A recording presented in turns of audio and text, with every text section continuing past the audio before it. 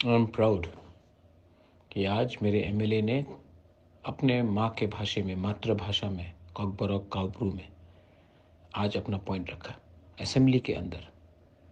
इससे पहले असेंबली में कोई नहीं बात करता था अपने मदर टंग में, शर्म लगता था हमें, कोई समझेगा कि नहीं समझेगा।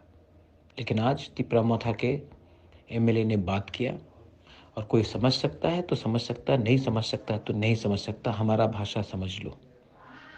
लेकिन हम लोग अपना अब अधिकार मांगेंगे, असेंबली में अंदर मांगेंगे, बाहर भी मांगेंगे।